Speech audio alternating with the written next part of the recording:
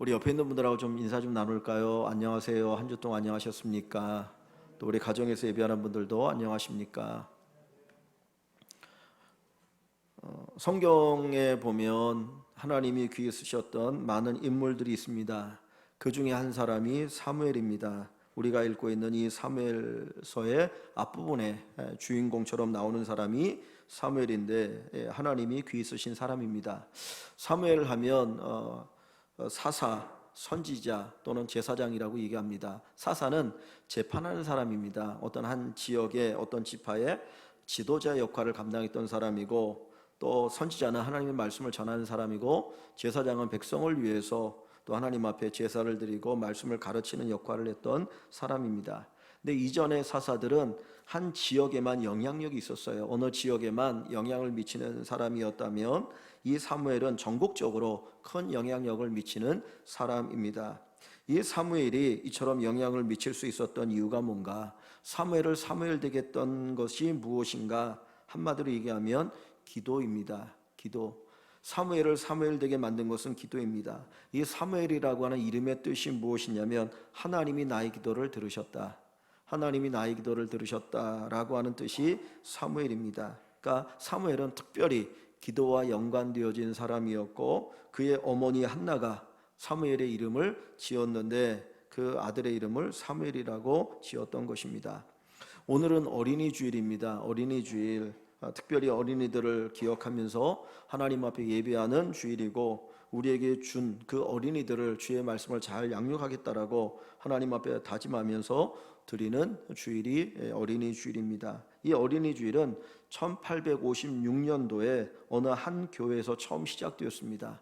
그 목사님께서 그 아이들을 생각하면서 오늘은 특별히 우리 아이들을 위해서 하나님 앞에 같이 기도하며 예배드리자, 그렇게 시작되었는데, 이것이 1883년에 미국의 전 교회에 어린이 주일로 지키자라고 선포되어서 그 이후부터 어린이 주일이 되었고, 우리나라에도 이제 어린이날 또는 어린이 주일이 들어와서 지키고 있습니다.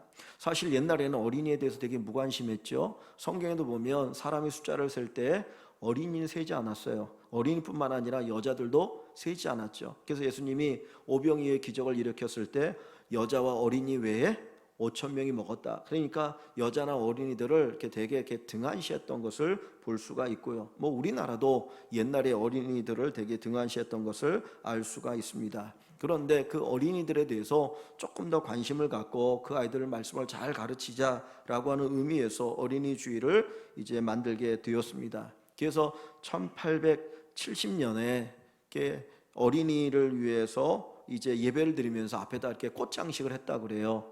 그래서 꽃장식을 하고 특별히 아이들을 축복하면서 예배를 드려서 어린이 주일을 꽃주일이라고도 이야기를 하기도 합니다. 근데 성경에 보면 예수님만큼 어린이를 사랑한 분이 없어요. 제자들도 애들을 귀찮아했거든요. 그때 예수님께서 하신 말씀 뭡니까? 어린이들이 내게 오는 걸 금하지 말라. 그리고 어린아이를 품에 안으시고 그들을 축복하셨던 예수님의 모습을 볼 수 있고요. 또 예수님 뭐라고 말합니까? 어린아이와 같지 않으면 결코 어디에 못 들어간다고요? 천국에 들어갈 수 없다. 천국에서 어떤 자가 큰 자라고 얘기하십니까? 어린아이와 같은 자가 천국의 큰 자다. 그러면서 어린이를 특별히 사랑하셨던 그 예수님의 모습을 볼 수가 있습니다. 그런데 오늘날 우리 아이들은 어떤 모습으로 자라가고 있습니까? 조금은 과한 표현이 될지 모르겠지만 괴물로 자라가고 있는 게 아닌가라는 생각을 갖게 되어져요. 마치 점점점 커갈수록 괴물이 되어지는 우리 아이들을 볼 수가 있습니다. 왜 그렇습니까? 부모님들이 잘못 기르고 있기 때문입니다. 부모님들이 바르게 우리 아이들을 기르는 것이 아니라 잘못 기르고 있기 때문에 정말 사랑받는 아이들로 자라야 될 우리 아이들이 괴물로 자라가고 있는 것을 볼 수가 있지요. 제가 잘 보지 않았기 때문에 내용이 정확하게는 잘 모르지만은 그 펜트하우스라고 하는 드라마가 있었습니다. 여러분, 펜트하우스라고 하는 게 이렇게 아파트 같은데 고층에 아주 좋은 집, 또 전망이 좋은 집을 펜트하우스라고 얘기하거든요. 그러니까 아주 부자들이 사는 집이 펜트하우스입니다. 그런데 그 SBS인가 드라마 펜트하우스라는 드라마가 있는데, 부자들이 자기 자녀를 기르는 것을 보여주고 있는데, 부모의 욕심에 의해서 아이들이 희생되어지고 괴물이 되어져 가는 모습을 보여준 드라마가 펜트하우스라고 하는 드라마라고 합니다. 진짜 이 아이들이 멋있게 예쁘게 정말 사람답게 자라나야 되는데 부모의 잘못된 욕망에 의해서 돈은 많으니까 그 돈을 가지고 그 잘못된 욕망의 길로 아이들을 양육하다 보니까 이 아이들이 괴물이 되는 거예요. 그래서 자기 욕망을 채우기 위해서 사람을 죽이기도 하는 온갖 권벌수수가 난무하는 그런 내용의 드라마가 펜트하우스라고 얘기합니다. 어떻게 보면 남의 얘기 같기도 하고 우리와 거리가 먼 얘기 같기도 하지만 그러나 우리 마음속에 부모의 마음속에 그런 욕망들이 다 있다라는 거죠. 그런 잘못된 욕망 속에서 알게 모르게 우리 아이들을 하나님의 사랑 가운데 바르게 양육하는 게 아니라 오히려 괴물로 기르고 있는 것을 볼 수가 있습니다. 그런 아이들이 행복할까요? 아니죠. 욕심의 노예로 자라게 되어지고 또 끊임없이 그런 욕심의 악을 행하는 것을 우리가 볼 수 있습니다. 우리 사랑하는 자녀들, 손주들을 어떻게 하면 잘 기를 수 있을까요? 기르는 비법이 무엇입니까? 하나 이야기한다면 기도로 키우는 겁니다. 기도의 옷을 우리 아이들에게 입혀주는 것입니다. 사실 부모의 마음은 어떻게든지 자녀들에게 좋은 것 주고 싶어 합니다. 그래서 좋은 옷을 입혀주고 싶지요. 요즘 아이들은 웬만한 옷 안 입으려고 합니다. 정말 다 메이커 있는 것들, 유명한 옷을 입고 다니려고 하지 이름 없는 옷 입고 다니면 창피해서 못 입는다고 하거든요. 그러니까 부모가 애를 쓰고 없는 돈 모아가지고는 뭐 메이커 옷 입혀주고 또 그 아이들이 그거 입고 가거든요. 그런데 사실 유명 메이커보다 더 좋은 옷이 뭐냐? 기도의 옷입니다. 기도의 옷, 기도의 옷을 우리 아이들에게 입혀줄 수 있어야 합니다. 사무엘이 위대한 사람이 될 수 있었던 것, 전국적으로 영향력을 끼칠 수 있었던 것은 바로 그의 어머니 한나가 그에게 기도의 옷을 입혀주었기 때문이에요. 그 옷을 입고 나니까 그가 온 세상 사람들을 향하여 선한 영향력을 끼치는 사람이 되었던 것이죠. 기도의 옷을 입으면 행복한 자녀가 됩니다. 기도의 옷을 입으면 신실한 자녀가 됩니다. 기도의 옷을 입으면 선한 영향력을 끼치는 자녀가 됩니다. 여러분의 돈이 있던 없던 관계없이 우리 자녀들에게 기도의 옷을 입혀줄 수 있는 귀한 부모님들 되시기를 주님의 이름으로 간절히 축복합니다. 우리가 어떻게 하면 우리 자녀들에게 기도의 옷을 입힐 수가 있을까요? 오늘 본문의 말씀을 가지고 한 세 가지를 생각해 보려고 합니다. 첫째는 기도로 자녀를 낳아야 한다. 기도로 자녀를 낳아야 한다는 거죠. 자, 어디를 보시냐면 1장 10절 한번 볼까요? 1장 10절을 제가 한번 읽어볼게요. 1장 10절 한나가 마음이 괴로워서 여호와께 기도하고 통곡하며. 자, 여기 사무엘의 어머니 한나가 나오는데 그가 마음이 괴로워서 여호와께 기도하고 통곡했다 그랬습니다. 한나는 원래 불임 여성이에요. 아이를 낳지 못했던 여자입니다.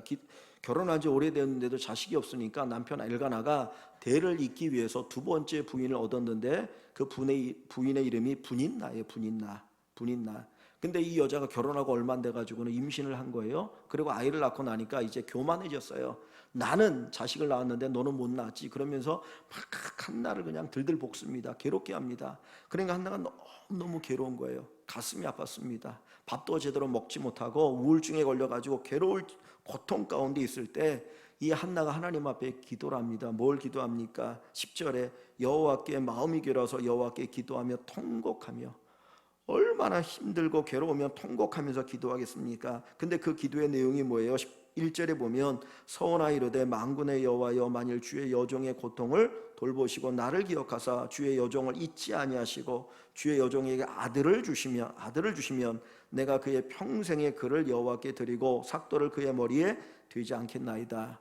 자식 달라고 기도하고 있죠. 자, 12절에 보니까 그가 여호와 앞에 오래 기도하는 동안에 그 자식을 위해서 오랫동안 하나님 앞에 기도를 합니다. 자, 그랬더니 17절에 가보면 17절에 이렇게 얘기합니다. 17절에 엘리가 대답하여 이르되 평안히 가라. 이스라엘의 하나님이 내가 기도하여 구한 것을 허락하시기를 원하노라. 네가 기도했는데 그 기도에 응답하시기를 원한다. 그리고 나서 19절을 봅니다. 19절에 보면 그들이 아침에 일찍 일어나 여호와 앞에 경배하고 돌아가 라마 자기 집에 이르니라. 엘가나가 그의 아내 한나와 동침하며 여호와께서 그를 생각하신지라. 한나가 임신하고 때가 이름에 아들을 낳아 사무엘이라 이름하였으니 이는 내가 여호와께 그를 구하였다 함이라. 한나가 자식을 낳을 수 없는 여자였어요. 그런데 그가 하나님 앞에 기도했더니 하나님이 그로 하여금 아들을 낳게 했는데 그 아들의 이름이 뭐라고요? 사무엘입니다. 사무엘. 이 한나는 하나님 앞에 기도해서 아이를 임신합니다. 임신하고 나서 가만히 있었던 것이 아니라 그 배를 잡고 하나님 앞에 기도합니다. 하나님, 내가 기도했더니 이 아이를 주시니 감사합니다. 이제 이 아이가 임신해서 내 태 속에 있는데 이 아이가 건강하게 자라게 하소서, 하나님이 기뻐하는 아이가 되게 하소서, 하나님 축복하는 아이가 되게 해달라고 그 아이, 자기의 배를 잡고 아이를 위해서 기도하는 거예요. 태동에 있을 때마다 하나님 앞에 그 아이를 놓고 기도합니다. 여러분, 우리가 태교를 이야기하잖아요. 임신한 여자들이 태교를 하는데 가장 최고의 태교가 뭡니까? 그 아이를 놓고 하나님 앞에 기도하는 거예요. 어머니의 기도 소리를 이 아이가 들을 때 얼마나 복되겠습니까? 한나는 자식을 달라고 기도했을 뿐만 아니라 자기 뱃속에 있는 그 아이를 놓고 하나님 앞에 기도했어요. 하나님, 내게 아이를 주시니 감사합니다. 이 아이가 건강하게 태어나게 하소서, 하나님 기뻐하는 아이가 되게 하소서, 하나님 앞에 간절히 기도합니다. 사실 한나가 특별히 사무엘을 낳기 위해서 기도를 했는데 어떻게 보면 그가 임신하지 못했고 분인나로 인하여서 그가 여러 가지 격동을 겪었기 때문에 더 간절하게 기도했던 것 같아요. 그래서 하나님 앞에 기도하니까 그 간절한 기도를 통해서 그 아이 사무엘을 낳을 수 있었던 것입니다. 우리가 우리 자녀들의 기도의 옷을 입힌다라고 하는 것은 아이를 갖기 전에, 아이를 임신할 때부터 하나님 앞에 기도를 통해서 우리의 자녀를 임신하고 낳을 수 있어야 할 줄 압니다. 제가 신학대학원을 졸업할 때 썼던 논문이 가정목회에 관한 거였어요. 사실 그때 결혼하지 않았는데 그냥 책을 보고 그냥 뭐 논문을 썼으니까 되게 이론적이었죠. 그리고 나서 나중에 이제 결혼을 하고 아이를 낳고 그 다음에 상담을 공부했는데, 상담 공부할 때 한 교수님께서 그런 말씀하시더라고요. 건강한 아이를 낳기 위해서, 정말 좋은 아이를 낳기 위해서는 21일을 준비해라. 21일을 준비해라. 3주를 준비하라는 거예요. 몸을 건강하게 하고 그리고 마음을 잘 다스리고 하나님 앞에 기도하는 가운데 21일을 준비해라. 왜 그런가 하면 난자하고 정자가 만나야 아이를 낳자 생명이 되지 않습니까? 근데 난자라고 하는 것은 여자 몸속에 있는 난세포가 이제 난자가 되는 거 아닙니까? 1년 한 달에 한 번씩 난자가 되었다가 이제 이게 생명이 되지 않으면 이제 빠져나오잖아요. 그러니까 난자는 한 달에 한 번씩 계속 만들어집니다. 그리고 정자는 남자의 몸속에 있는데 이 정자가 이 난자를 만난 생명체가 되기 위해서는 적어도 한 2억 마리 정도의 정자가 필요하다고 그래요. 그러니까 정자가 적으면은 이게 불임이 되는 거잖아요. 근데 2억 마리 정도가 있어야 되는데 2억 마리 가운데 가장 건강한 놈이 난자를 만나서 생명이 되는 거예요. 그러니까 2억 대 1의 경쟁력을 뚫고 생명이 되는 겁니다. 그러니까 엄청난 거죠. 근데 가장 건강한 정자와 난자가 만나서 생명체가 되도록 하기 위해서 건강하게 몸을 만들고 그리고 건강한 마음을 가지고 하나님 앞에 기도하는 건데 영적으로 건강하게 아이를 낳을 수 있어야 한다. 그러면서 건강한 아이를 낳는 비결을 얘기를 합니다. 여러분, 생명을 낳는다라고 하는 거, 생명이 된다는 건 엄청난 사건 아닙니까? 그런데 예수 믿지 않는 사람들이 술 먹고 그리고 해롱해롱한 가운데 아이를 잉태했다고 생각해 보십시오. 이거 어떻게 보면 아이에 대한 죄 아닙니까? 그잖아요. 근데 우리는 예수 믿으면서 정말 생명의 근원이 하나님이 있는 거 아니까 하나님 앞에서 기도하면서 준비했다가 그 아이를 낳을 때 얼마나 건강한 아이, 복된 아이가 될 수 있겠어요. 그냥 잉태한 것뿐만 아니라 그 아이를 정말 뱃속에 있을 때 그 아이를 위해서 항상 기도하면서 하나님 주신 생명인데 이 아이가 건강하게 자라게 달라고. 그래서 예레미야 선지자도 태중에 있을 때 하나님이 나를 부르셨다는 말을 하고 있잖아요. 그러니까 사무엘은 기도 가운데 임신되었고 기도 가운데서 태아 교육을 받았고 그리고 출산한 아이라고 하는 것을 우리에게 가르쳐주고 있습니다. 여러분, 먼저는 우리가 기도로 아이를 낳을 수 있어야 합니다. 여기 뭐 대부분 다 결혼한 분들이고 결혼하지 않은 분 얼마 안 되는데 중요한 것은 우리의 자녀들이나 손주들을 낳을 때 정말 기도 속에서 기도 가운데 그 아이를 잉태할 수 있도록 위에서 기도해 주시면 좋겠습니다. 그래서 우리 교회 안에 있는 모든 우리 어떤 부모님들이 또 부모가 되는 분들이 기도 가운데 아이를 잉태하여서 기도로 옷 입고 하나님 앞에 귀하게 쓰임받기를 주의 이름으로 간절히 축복합니다. 두 번째로 기도의 옷을 입힌다라고 하는 것은 기도로 아이를 양육하는 겁니다. 자, 어디를 보시냐면 27절을 봅니다. 좀 전에 읽었던 27절 말씀을 같이 한번 읽어볼까요? 이 아이를 위하여 내가 기도하였더니 내가 구하여 기도한 바를 여호와께서 내게 허락하신지라. 아멘. 이 아이를 위하여 내가 기도하였더니 단순히 아이를 낳기 위해서만 기도한 것이 아니고 그 아이가 출산한 이후에도 그 아이를 기르면서 끊임없이 이 어머니 한나는 기도했다라는 거예요. 어머니가 아이를 낳고 아이에게 젖을 먹이죠. 여기 24절 한번 봅니다. 24절에 보면 젖을 뗀 후에, 그래서 젖을 뗀 후에 보통 요즘 우리 부모님들은 젖을 잘 안 먹이는 엄마도 있기도, 또 젖을 먹이면 1년째 못 먹이잖아요. 근데 옛날에는 아이에게 젖을 먹이면 5년 6년을 젖을 먹입니다. 그러니까 5년 6년 아이에게 계속해서 젖을 먹이면서 이 한나가 뭘 하느냐? 기도하는 거예요. 그 아이를 가슴에 품고 젖을 먹이면서 하나님께서 나에게 이 사무엘을 주셨는데 이 사무엘이 믿음 안에 잘 자라게 하소서, 건강히 자라게 하소서, 하나님 선한 영향을 끼칠 수 있는 아이로 자라게 해달라고 하나님 앞에 기도하면서 그 아이를 양육했던 거예요. 그래서 27절에 이 아이를 위해 내가 기도하였더니 내가 구하여 기도한 바를 여호와께서 내게 허락하신지라고 이야기를 하고 있습니다. 여러분, 이사야서에 보면 하나님께서 우리를 잊지 않는다고 했는데 어떻게 잊지 않느냐? 젖 먹이는 어미가 자식을 혹 잊을지라도 나는 너희를 결코 잊지 않겠다 그랬어요.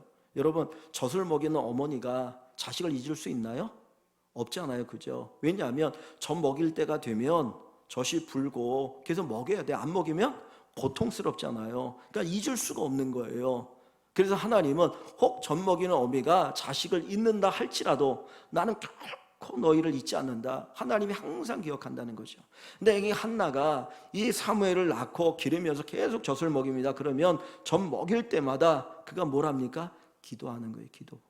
그러니까 얼마나 오랜 시간 그 아이를 가슴에 품고 하나님 앞에 기도했겠습니까? 그게 바로 기도의 옷을 입히는 것이죠.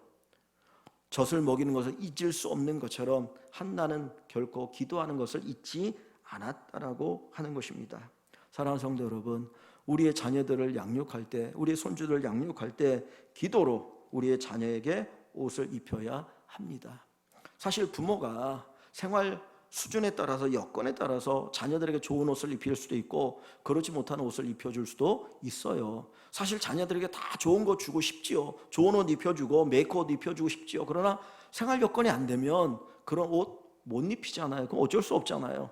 그런데 우리가 그것보다 더 좋은 옷 입혀줄 수 있는데 그게 뭐냐? 기도의 옷이에요. 부자든 가난하든 배웠든 못 배웠든 관계없이 기도의 옷은 우리 자녀들에게 입혀줄 수 있다라고 하는 것입니다. 그 어떤 메이크업보다 귀하고 소중한 것이 기도의 옷입니다. 마음껏 기도의 옷을 여러분 입혀줄 수 있기를 소원합니다. 좋은 옷을 입히면 멋있어 보이잖아요, 그죠? 그런데 기도의 옷을 입히면 멋진 아이로 자라게 돼요. 좋은 옷을 입히면 안전할 수 있어요. 위험으로부터 보호받을 수 있어요. 근데 기도의 옷을 입히면 하나님의 보호하심 가운데 우리 아이들이 안전하게 자랄 수가 있다라고 하는 것입니다. 기도의 옷을 입힐 수 있기를 바랍니다. 왜요? 기도는 하나님 능력을 덧입는 것이기 때문입니다. 우리가 기도의 옷을 통해서 하나님의 능력을 우리 아이들이 덧입을 수 있기를 소망합니다. 이 한나가 하나님 앞에 기도로 키웠어요. 기도의 옷을 입혔어요. 그런데 그가 기도했던 하나님은 어떤 하나님이십니까? 자, 여러분 2장을 한번 볼까요? 2장을 한번 봅니다. 한나가 기도하이르되, 한나의 기도가 나오죠, 그죠? 한나가 기도하는데 그가 기도하는 대상이신 하나님은 어떤 분이셔요? 2장 1절에 한나가 기도하이르되 내 마음이 여호와로 말미암아 무엇하며? 즐거워하며. 여호와로 말미암아 즐거워하며. 한나의 마음이 여호와로 말미암아 즐거워하며. 이전에 한나는 어떤 여자였어요? 마음이 슬프고 괴로운 여자였어요. 밥도 제대로 먹을 수 없을 만큼 그 분인나로 인해서 심히 고통스럽고 아파하고 힘들고 괴로웠던 여자가 이 한나예요. 그런데 그 한나가 하나님으로 말미암아 즐거워합니다. 마음의 기쁨이 있어요. 또 내 뿔이 여호와로 말미암아 높아졌으며, 뿔이라고 하는 게 뭡니까? 사람에게 뿔이 있나요? 없나요? 뿔이 없어요. 그런데 뿔이라고 얘기하는데 이 뿔이라고 하는 건 어떤 권세나 힘이나 어떤 영광을 이야기합니다. 그러니까 이전에 한나는 아이를 낳기 전에는 어떤 여자예요? 항상 죄인처럼 생각하고 살았던 여자, 죄인 취급당 있잖아요. 그죠? 그러니까 부인 나에게 욕먹잖아요. 우리나라도 조선시대에 칠거지약 가운데 하나를 뭐라고 얘기합니까? 아이를 못 낳으면 칠거지약이라고 해갖고 완전히 죄인 취급했잖아요. 그러니까 한나도 자식을 낳지 못했기 때문에 그도 죄인 취급당했고 하나님이 축복을 받지 못했다, 저주받았다라고 얘기했던 여자인데 내 뿔이 여호와로 말미암아 높아졌으며 하나님께 내가 기도했더니 하나님이 나를 자식 낳게 해서 나를 이렇게 높여 주셨다라고 고백을 하고 있어요. 그래서 자기 인생을 바꾸셨던 분이 바로 하나님인 것을 고백하죠. 자, 그리고 나서 어디를 가보시냐면 5절을 가봅니다. 5절을 가보면 2장 5절에 보면 풍족하던 자들은 양식을 위하여 품을 팔고 줄이던 자들은 다시 줄이지 아니하도다. 하나님께서 줄인 자들에게 먹을 걸 주시는 하나님인 것을 얘기하죠. 자, 전에 임신하지 못하던 자는, 전에 아이를 갖지 못했던 여자는 7을 낳았고 그랬어요. 사실 어떻게 보면 이게 자기 이야기죠. 그죠? 한나가 자식을 낳지 못했던 여자잖아요. 근데 7을 낳았다라고 하는 7이라는 숫자는 어떤 많다라는 의미가 있습니다. 그러니까 하나님께서 내게 은혜를 주시니까 자식을 낳지 못했던 여자인 내가 자식을 낳는 복을 받았다. 그래서 뒤에 가보면 한나가 5아이를 낳아요. 3남 2녀를 낳거든요. 그러니까 하나님께서 그렇게 역사하시더라는 것을 그가 체험합니다. 자, 그래서 6절과 7절 한번 같이 봅니다. 6절 7절 한번 같이 읽어봅니다. 6절 7절 여호와는 죽이기도 하시고 살리기도 하시며 수월에 내리기도 하시고 거기에서 올리기도 하시는도다. 여호와는 가난하기도 하시고 부하기도 하시며 낮추기도 하시고 높이기도 하시는도다. 자, 하나님 어떤 하나님이요? 죽이기도 하고 살리기도 하시며 사람의 생명의 주권이 누구에 달려 있다는 거예요?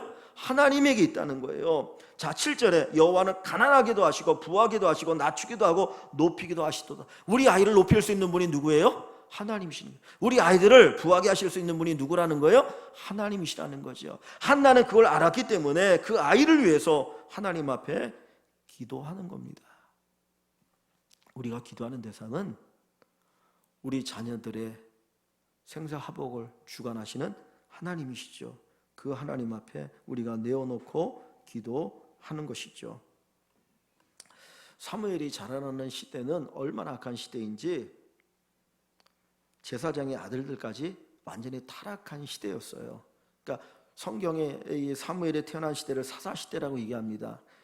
이스라엘 백성들이 애굽의 노예로 살다가 해방되어서 광야 40년을 지나고 이제 40년 동안의 정복 기간을 거쳐서 가나안 땅에 정착해요. 그리고 약 400년을 사사시대라고 얘기하는데 그때는 왕이 없는 시대입니다. 근데 사사시대를 한마디로 얘기하면 왕이 없으므로 자기 소견에 옳은 대로 행하였더라. 기준이 없어요. 지가 좋으면 좋은 대로 살아가는 거예요. 그리고 타락해가지고 그 타락의 이야기가 이 사사기에 쭉 기록되어 있거든요. 근데 어느 정도 타락했냐? 엘리 제사장이 영적으로 눈이 어두웠을 뿐만 아니라 그 아들들도 엄청나게 타락했어요. 그리고 하나님이 더 이상 볼 수가 없어가지고 전쟁 때에 엘리의 2 아들이 나갔다 전쟁에 전사를 하게 됩니다. 그리고 그 며느리가 임신했다가 이제 그 소식을 듣고 아이를 낳다가 죽어버려요. 엘리는 전쟁에 패했다는 소식을 듣고 뒤로 의자 앉았다가 넘어졌다가 목이 부러져 죽고, 그때 그 며느리가 아이를 낳으면서 죽는데 그때 아이의 이름을 뭐라고 지었냐면 이가봇, 하나님의 영광이 떠났다. 이 땅에 하나님의 영광이 떠나 아무 희망이 없다는 거예요. 그렇게 절망적인 상태 속에서 이 사무엘은 신실하게 자랐거든요. 근데 그 비결이 뭐냐? 기도였어요. 기도. 엘리의 제사장의 아들들도 타락했습니다. 엄청나게 타락했어요. 그런데 그 가운데서도 신실하게 자랄 수 있었던 것은 어머니의 기도가 있었기 때문이에요. 기도의 옷을 입었기 때문에 하나님의 보호를 받았던 것입니다. 자, 성경 어디를 하나 더 보냐면 사무엘상 2장 26절을 봅니다. 사무엘상 2장 26절 사무엘상 2장 26절 같이 한번 봅니다. 아이 사무엘이 점점 자라매 여호와와 사람들에게 은총을 더욱 받더라.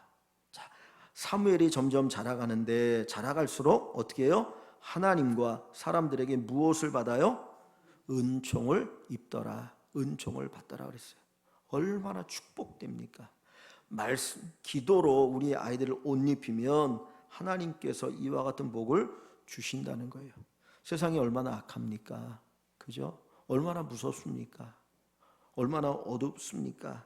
이런 세상 속에서 우리 아이들을 지키는 비결이 뭘까요? 기도의 옷을 입히는 거예요. 소방관이 정말 불이 나는 그 현장에 불을 끄기 위해서 들어가잖아요. 그 뜨거운 열기가 오는데도 들어갈 수 있는 이유는 뭡니까? 소방관의 옷을 입었기 때문이에요. 방호복을 입으니까 견딜 수 있는 겁니다. 이 악한 세상을 견딜 수 있는 힘이 어디에 있느냐?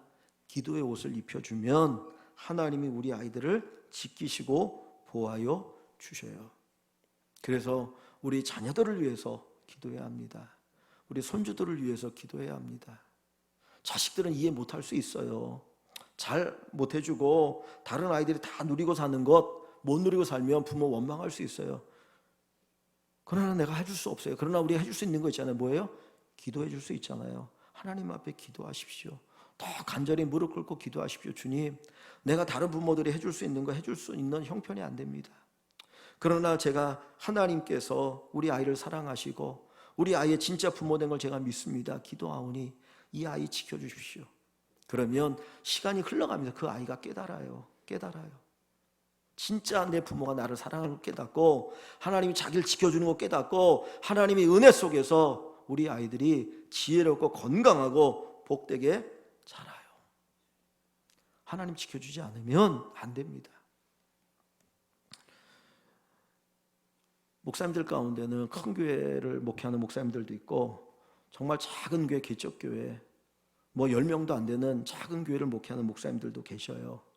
근데 제가 이렇게 보면서 느끼는 건 뭐냐면 큰 교회 목사님들보다 아주 작은 교회, 개척교회 목사님들 자녀들이 공부 잘하는 거를 볼 때가 많아요. 친구 목사님들 중에도 보면 아버지가 공부 잘했거든요. 근데 자식이 그 아버지가 공부하느냐? 그건 또 아니더라고. 근데 정말 가난한 개척교회 목사님들인데 제대로 학원이나 과외를 받았겠습니까? 아니거든요. 근데도 하나님이 지혜를 주셔가지고 또 그 아이들을 통해서 하나님이 위로해 주시고 은혜 주시더라고요. 기도의 옷을 입히면 하나님이 책임져 주십니다. 예수님이 십자가를 지고 골고다를 향해 올라갈 때 예루살렘에 수많은 여인들이 눈물을 흘리면서 가슴 아파하잖아요. 그때 주님이 그 여인들을 바라보면서 하신 말씀이 있어요. 나를 위해 울지 말고 너와 내 자녀를 위해 울라. 너와 내 자녀를 위해 울라. 여러분, 운다는 게 뭡니까? 기도하는 거죠. 너와 네 자녀를 위해서 기도해라. 우리가 얼마나 우리 자녀를 위해서 기도했습니까? 얼마나 우리 자녀를 위해서 눈물을 흘리며 하나님 앞에 기도했습니까? 주님, 내 힘으로 안 됩니다. 하나님이 우리 아이들을 책임져 주셔야 합니다. 하나님이 우리 아이들을 지켜주셔야 합니다. 길러주셔야 합니다. 우리 아이들을 위해서 기도하면 하나님이 반드시 책임져 주셔요. 그래서 어떻게든지 우리 아이들을 기도로 양육하는 귀한 부모님들, 우리 할머니, 할아버지 되시기를 주의 이름으로 간절히 축원합니다.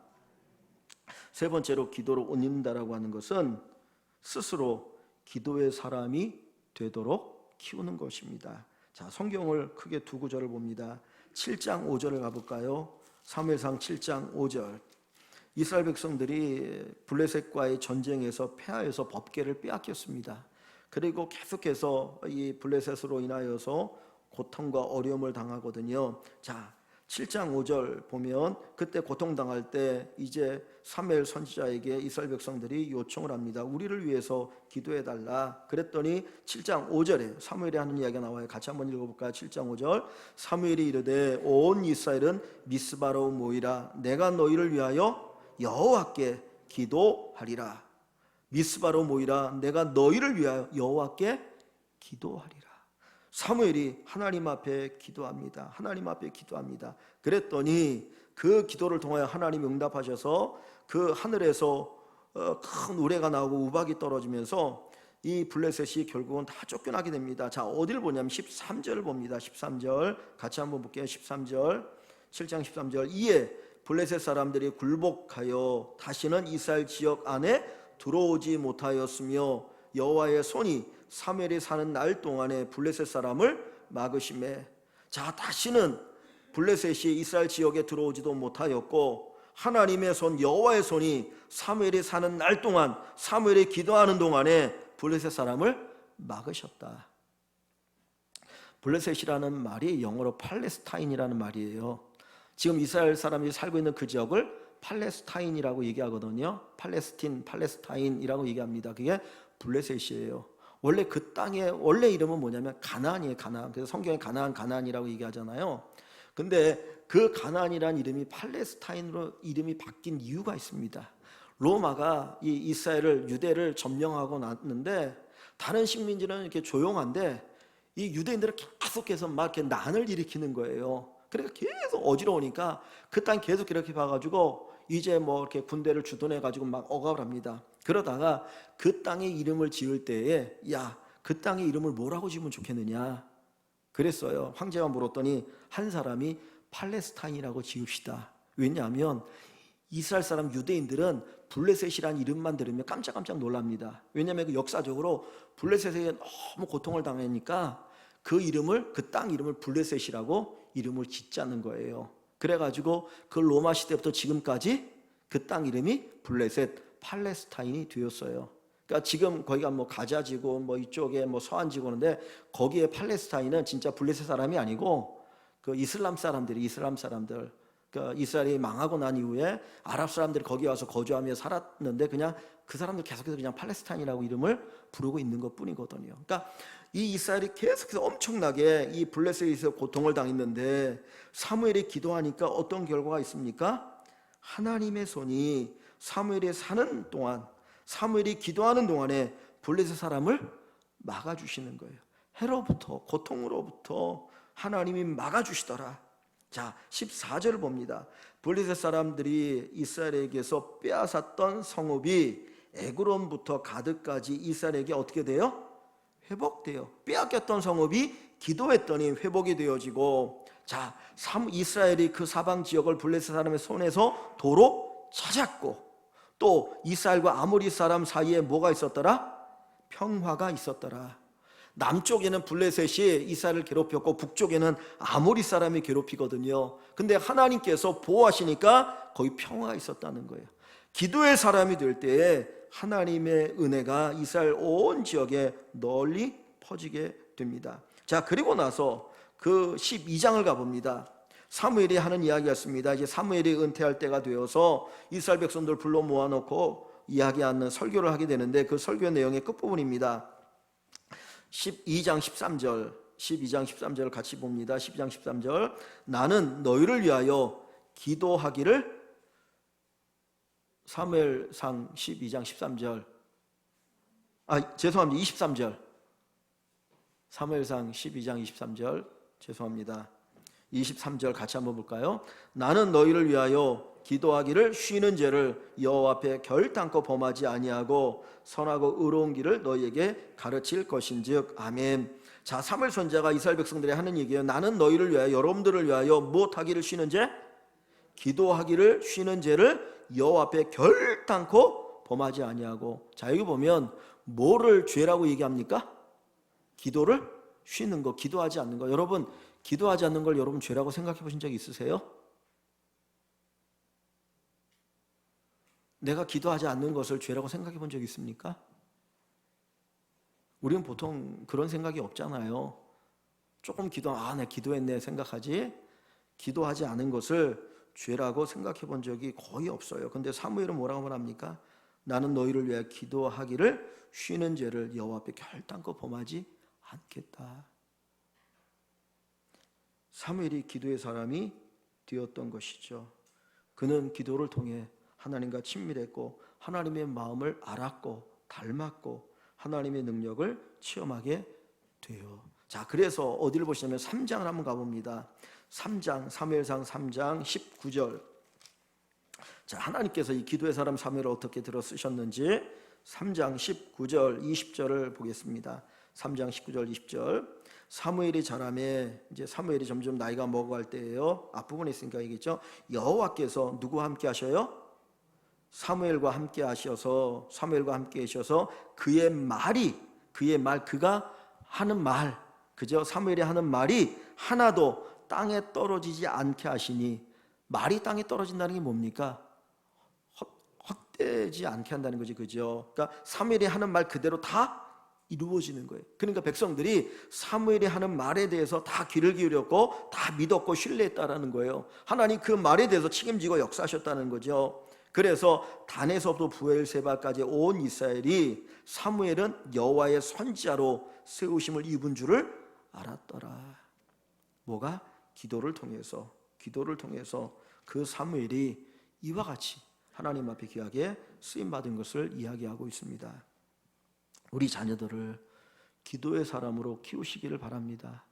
여러분만 기도하지 마시고 우리 자녀들이 스스로 하나님 앞에 기도할 수 있는 아이들로 키울 수 있기를 간절히 소망합니다. 마가복음 9장 26절에 보면 기도 외에 이런 것이 나갈 수 없다, 이런 것이라고 하는 악한 것을 이야기합니다. 우리 아이들이 자라는 동안에 끊임없이 우리 아이들의 인생을 괴롭히는 게 있어요. 막는 게 있어요. 방해거리가 있어요. 근데 그걸 물리칠 수 있는 건 뭐냐? 기도라고 얘기합니다. 기도를 통해서만이 막을 수 있다. 그걸 다 막을 수 있다.